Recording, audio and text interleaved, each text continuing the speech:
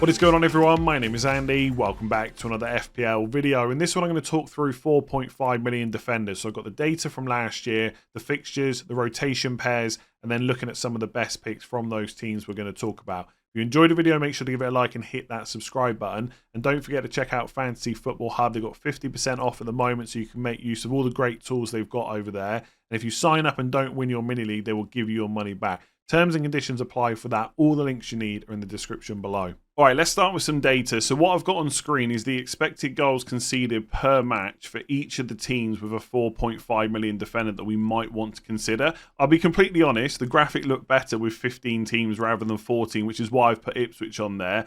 But ultimately, Ipswich, Leicester and Southampton, I'm going to ignore because you can pick up 4.5 million defenders from clubs that haven't just come up from the Championship. I know Leif Davis is a favourite because of the attacking potential, but personally I don't think he's someone that I would look to start in game week 1. Few clubs I think we can kind of write off straight away is Wolves, 1.77 expected goals conceded, one of the worst teams on this list. The fixtures are also awful. I think similarly for West Ham, 1.89 expected goals conceded per game last year. They were one of the worst teams. I think they were in the bottom 5, including the likes of Burnley, Sheffield United, etc. And also, I'd probably write off Man United for the start of the season, 1.83. So again, one of the worst teams on this list. And also, that even if there is a bit of a resurgence for Man United, and they do well, and they've got a good run of fixtures, you're probably going to want to spend the extra 0.5 on Dalot or Luke Shaw anyway for 5 million. So I'd probably leave them out. In terms of the teams with the best numbers from last year, you've got Nottingham Forest and Crystal Palace, 1.41. Quite a way off the likes of Man City and Arsenal, etc. But that's why you pay so much more money for their players. So Forest and Palace defenders are definitely on my radar.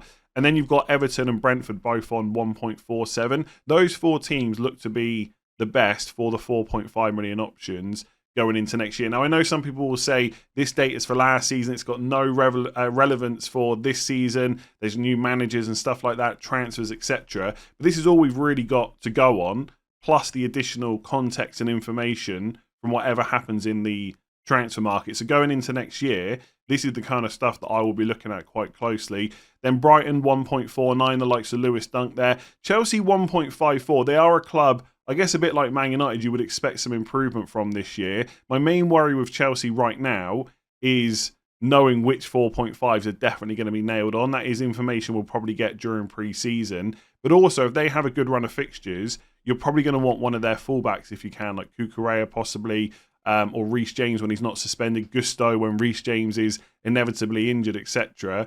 And then just to rattle off a few more clubs, I'm not going to go through each one. Well, I've pretty much covered them all already, but Spurs 1.67 expected goals conceded, not great. Van der Ven at 4.5 could be an option at some point. But again, if they have a good run of fixtures, you're probably going to want to try and go up to Pedro Porro. Villa and Newcastle are interesting because obviously Newcastle top 4 the previous season. Villa are in the Champions League this year. Their numbers weren't that great. Like Villa 1.58, Newcastle 1.65. But again, they are teams you would expect to see a little bit of improvement. So plenty of good defences there with cheap defenders. I think the key ones for me are probably those first 4, Forest, Palace, Everton and Brentford. But as always, fixtures will play a part. You don't want a good defence with terrible fixtures, and also rotation will too. So we're going to look at that in a sec. So I'm going to use the fixture analyzer over on Fantasy Football Hub. As always, links in the description. And the cool thing is you can decide how short or long term you want to look. So I'm going to go for the first 8 game weeks and order it by clean sheet potential. So that takes into account the defensive strength of the team plus the fixtures they've got. Now the first 3 teams are Arsenal, Man City and Liverpool, as you might expect. And for the most part, you're going to have to pay a lot more than 4.5 million. But the one thing I would kind of take notice of is the next 3 teams are Everton, Crystal Palace and Nottingham Forest. And they are 3 of the top 4 teams from last season that have 4.5 million defenders that we would want to look at. So that's pretty promising straight away. You've got some solid enough defences with some good options and some decent fixtures. The 4th team on the list I showed you just a minute ago was Brentford, who are a little bit lower down. But I guess the maybe obvious thing to point out, maybe not, is with 4.5 million defenders, they're not usually options in FPL that you play every single week. So you need to take a look at the game weeks that you want to cover. So overall, for the first 8 game weeks, Brentford, not great for clean sheets because they have to play Liverpool in game week 2, City away game week 4, and Spurs away game week 5. but they do have some really nice home games outside of that. It's Palace at home game week 1, Southampton at home game week 3, West Ham at home game week 6, and Wolves at home game week 7. So as long as you can bench them for those tougher games, Brentford actually look really good. And obviously from last year, their numbers are pretty decent as well. Newcastle are fairly high up as well. They're just below Nottingham Forest in terms of clean sheet potential first 8 game weeks. And Southampton at home game week 1 is a great fixture. My only slight concern with them is the home games after that are Spurs in game week 3 and City in game week 6. And then the other 3 games are all away, Bournemouth, Wolves and Fulham. And looking at last year, 1.65 expected goals conceded. They weren't always great away from home. I'm not necessarily sure, unless there's a good rotation, that I would want to take a look at Newcastle options. But we'll talk about the players you might go for in a minute. So there's plenty of good fixtures there. Just quickly to rattle off some of those teams I mentioned earlier. Everton, first game is Brighton at home. Game week 3 is Bournemouth at home. Game week 6, they got Palace at home. They also play Leicester and Ipswich away from home in game weeks 5 and 8, respectively. Palace, they open with Brentford away. But the home games, West Ham at home game week 2, Leicester at home game week 4. And then after that, it's mostly away games. But again, if they were part of a decent rotation, I would look at that, especially with their defensive numbers from last year. And under Glasner, they did perform really well. And then for Forest, and by the way, I think this is why I quite like looking at data, because I think if I didn't, I'd come into this season not really giving Forest maybe the respect they deserve for how well they did last year defensively. And also they've got the fixtures as well. So I feel like they're a team that I would ignore if I didn't look at the data. Maybe that's just me. Maybe everyone else just realises they're not actually that bad. But Bournemouth at home game week 1, Wolves at home game week 3, Fulham at home game week 6, and Palace at home game week 8. And by the way, if you're thinking longer term where you don't necessarily want to lock in your wild card right now in terms of when you're going to use it, obviously you can just expand this even further to the first 12 games, whatever. And a lot of these teams still stay in the picture. So Everton are 4th, Palace are 5th, Brentford then come up as well, and Forest is still there. So in terms of clean sheet potential, those 4 are really good. By the way, it looks weird because there you go. It's just my screen. So those teams are all still up there and looking pretty good. But let's take a quick look at the rotations. So I've got 6 rotation pairs plus the fixtures that they would give you for the first 5 game weeks. And for the most part, these rotations last even longer than that. So the first one is Everton and Crystal Palace. So you've got Brighton at home, West Ham at home, Bournemouth at home, Leicester at home, and Leicester away. So 4 home games in the first 4 game weeks. I think that looks pretty good overall. The only thing I would say is I look at those fixtures, Brighton and West Ham, and I feel like they do have attackers that could hurt you. They're both under new managers, so we're not quite sure how they're going to perform. But if March, Matoma, João Pedro are all fit for Brighton, they can punish you. Kudus, Bowen at West Ham the same.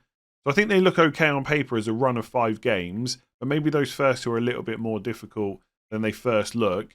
For Newcastle and Aston Villa, which is quite a popular rotation, you get Southampton at home first game, which is obviously for Newcastle. Then it's Bournemouth away, Leicester away, Everton at home, and Wolves at home. So you've only got 3 home games in the first 4, but one of the away games is against Leicester, and we're not quite sure how strong they will be. I think sometimes I struggle to forget it's not the same team it was last time they were here. It's not the same team that obviously won the league many, many years ago. But still, away games are not easy to keep clean sheets. And that Newcastle Villa rotation, they've got to play 2 in the first 3. Then you've got Palace and Forest. So that gives you 5 home games in the first 5, but 1 is Man United at home in game week 5. Before that, you've got Bournemouth, West Ham, Wolves, and Leicester. I think that looks pretty nice, especially considering that Palace and Forest were 2 of the best defences with 4.5 million defenders last year.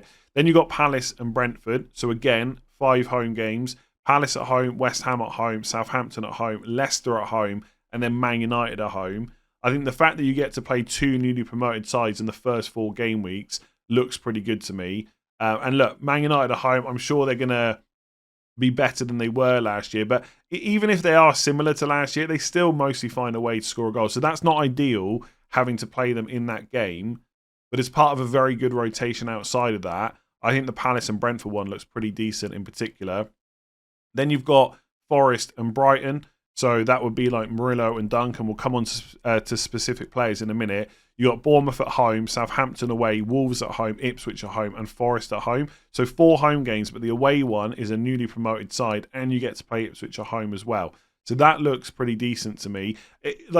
I think the one thing this is showing me, these rotations, there's a lot of good 4.5 million defender options. So if you really want to skimp out on your defence initially and put more money into your attack, there's definitely more than one viable way to do it. Forest, Brighton, Palace, Brentford, all really nice options.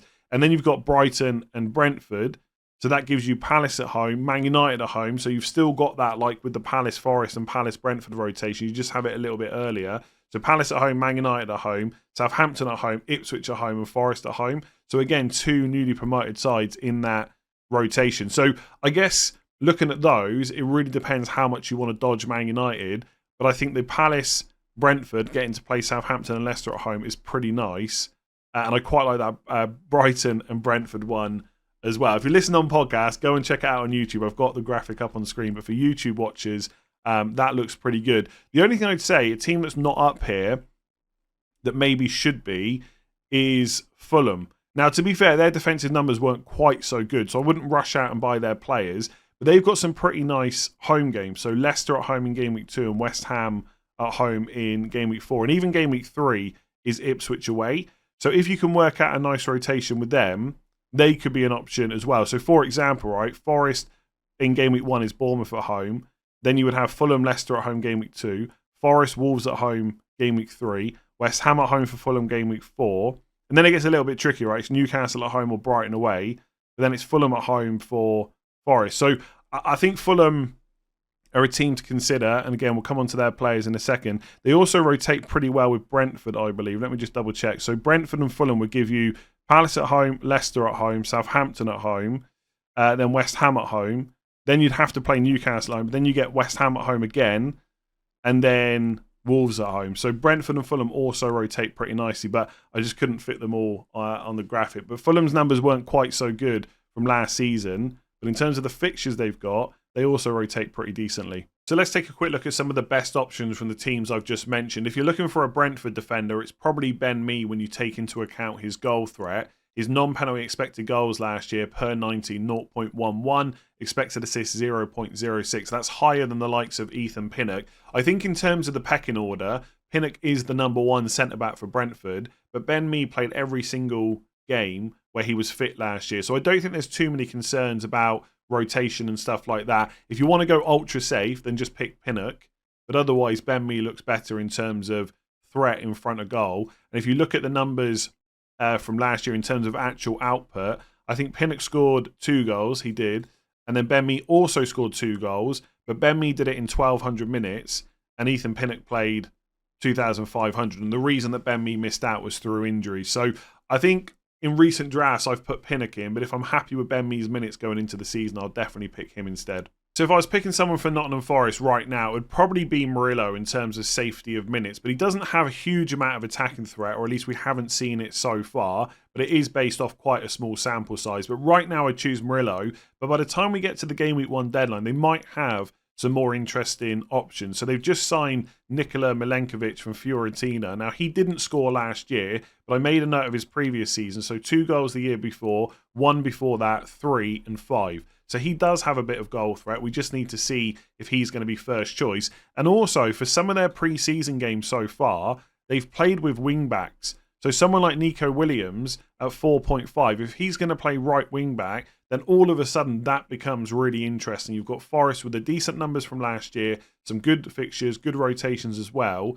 and you can pick up a wing-back for 4.5. That's going to be extremely interesting. So Murillo's the one at the moment, but Williams or potentially even Anya, if he plays left wing back, could both be really nice options. But we're going to have to see how often they roll out that formation during pre-season and what the likelihood is for those two starting regularly. So Murillo looks pretty safe, but Nico Williams has usually got pretty good underlying numbers in terms of attacking threat. If he's going to play wing back, I want him. So Crystal Palace have come up quite a bit during pre-season already, so I'll keep this brief. The 2 4.5 million options you're realistically looking at are Joachim Andersen and Mark Gay. And when it comes to attacking threat, Andersen just about pips Gay. So he's the one that I would go for. There's not much in it. If for some reason you just really want to go for Mark Gay instead, that's absolutely what you should do. But Andersen would probably be my pick. Whether or not it's worth paying the extra 0.5 for Munoz instead, I guess depends on where you would have to make the sacrifice. But if the rest of the team looks good and you can save 0.5 to upgrade from the 4.5 million Palace defenders to Munoz, then yes, I would do that. But if you need to stick to 4.5 for budget reasons, it would be Andersen. So for Everton, with the information we have right now, it's pretty much got to be Mykolenko. The likes of Brentford and Tarkowski, who did really well last season, have been bumped up to 5 million. And the only other 4.5s would be whoever's going to play right back. And I feel like that's probably just too much up in the air to even bother with. Like long term, my assumption would be, as a non-Everton fan, let me know in the comments if I'm wrong, then Nathan Patterson would be their first choice right back. And he can be quite attacking. But he started the season last year and then came out of the team, and it wasn't through injury from what I can see.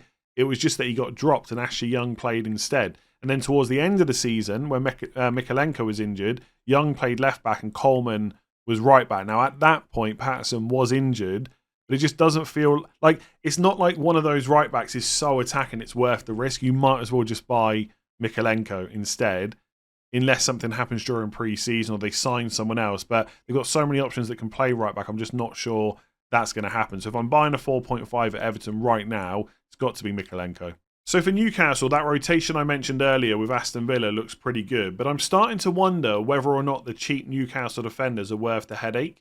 Like personally, I think Dan Burn is a bit of a favourite of Eddie Howe's, and he'll either play left centre-back with Botman out, or he'll play left-back. But a lot of people disagree with that, especially with the signing of Lloyd Kelly, who can also play in those two positions. So it could be Trippier, right-back, then Cher and Kelly the centre-backs, and then one of Burn, Livramento or Lewis Hall at left-back. So there is some uncertainty there. For what it's worth, if we knew Lewis Hall or Livramento were going to be absolutely nailed, I would definitely go for them because they're both really attacking. But I think that there is probably enough uncertainty where maybe it's just not worth the hassle. Like, I think Dan Burn's probably going to be fine for minutes, but is he good enough to warrant taking that risk? And if you look at the fixtures for Newcastle on their own for the first 6, Southampton at home, Bournemouth away, Spurs at home, Wolves away, Fulham away, and then City at home. Even if they rotate well with Villa long term, after Southampton at home in game week 1, you're either playing the Villa defender in the first 6 game weeks, or you're playing in an away game anyway. And Dan Burn's got a bit of goal threat, like 0.11 non-penalty expected XG is pretty good per 90. But other players on this list are also pretty decent, like Ben Mee, for example. So I stand by the fact that Dan Burn's minutes will probably be fine. But the fact that I'm kind of starting to get put off risking that tells me that I'm not as certain as I maybe am with other players. So if there's injuries and stuff that happen during pre-season where all of a sudden Livramento's nailed, like Trippier gets injured, for example, straight in, right? Because he's so good. But outside of that, maybe it's just not worth the risk. So if you do decide to go for a rotation that features a Fulham player, the best pick is probably Anthony Robinson. Pretty attacking down that left side. Played every single game when he was fit last year at left back. And he's the one that I would go for right now. I do like Castagna as well. And his goal threat is a little bit higher. But he did miss the odd game last year. He played the majority. There was just the odd one where he didn't start. Whereas for Robinson, that wasn't the case. So again, for safety of minutes, with the information we got right now, it's probably Robinson. I'm not going to go into massive detail about every other team, but for Brighton, it's probably Dunk. At Chelsea, I would definitely keep an eye on the likes of Levi Colwill. If he can get that left centre-back spot nailed down, then I like him for Chelsea. But they got so many options. I'm just not sure right now I can say who's going to be 100% like guaranteed start every game. Bournemouth, Zabani. At Villa, it's probably Pau Torres or Konza. I think Konza's got slightly more goal threat. For Spurs, it's Van der Ven. Wolves, the fixtures are just terrible. For Man United, I'm not sure Yoro's going to regularly start at the beginning, but he might do. Otherwise, it's Martinez.